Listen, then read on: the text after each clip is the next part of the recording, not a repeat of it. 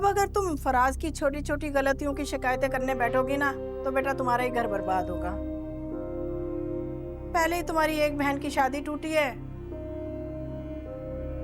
ऐसा ना हो कि खुदा ना खास्ता तुम्हारा घर बर्बाद हो गया तो तुम्हारी बाकी बहनों का क्या होगा। तुमसे हुआ तुमसा हुआ, वो अजनबी तुमसा हुआ। अरे तुम तो यहाँ खड़ी हो, मैं तो कब से तुम्हारा नीचे इंतजार कर रही थी कि मेरी बहू रानी मुझे सलाम करने आएगी, लेकिन भाई तुम तो कमरे से बाहर ही नहीं निकल रही। मतलब मैं फराज का इंतजार कर रही थी कि वो आते तो फिर मैं आ जाती। अरे मगर फराज तो सुबह सवेरे निकल गया था बगैर नाश्ता किए बेचारा। भाई अब रवायत है कि शादी के दूसरे दिन दुल्हन के मैके वाले नाश्ता लेकर आते हैं, लेकिन देखो वो तो अभी तक ना आए। वक्त देखो क्या हो रहा है।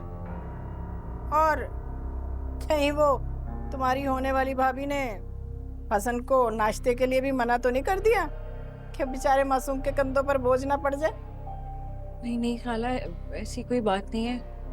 पता नहीं क्या हुआ है जो इतनी देर हो गई है, शायद रास्ते में वो आते ही होंगे वो लोग।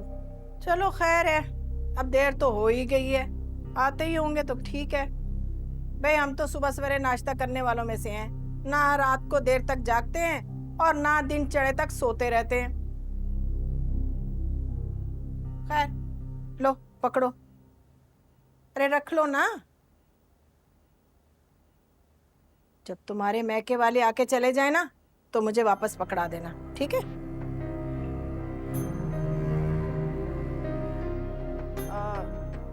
और वो एक बात और बेटा, अब यहाँ की बातें जो है ना अपनी माँ बहनों के साथ करने मत बैठ जाना। अब अगर तुम फराज की छोटी छोटी गलतियों की शिकायतें करने बैठोगी ना तो बेटा तुम्हारा ही घर बर्बाद होगा। पहले ही तुम्हारी एक बहन की शादी टूटी है, ऐसा ना हो कि खुदा ना खास्ता तुम्हारा घर बर्बाद हो गया तो तुम्हारी बाकी बहनों का क्या होगा।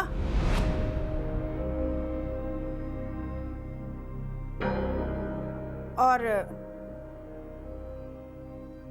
बेटा फराज थोड़ा सा गुस्से का तेज है? तुम्हें ही एडजस्ट करना पड़ेगा। बेटा बीवियों को बर्दाश्त करना पड़ता है अपना घर बसाने के लिए, समझ रही हो ना मेरी बात को? हैं? ठीक है ना? चल मेरी बच्ची। ओके।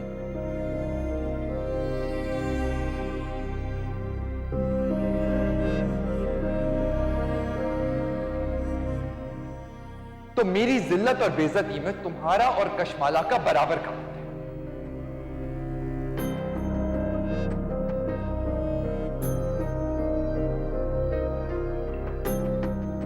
तो एक काम करना, अगली दफा जब घर पे बात हो ना तो उन्हें बताना कि मैंने सब कुछ बेच दिया है।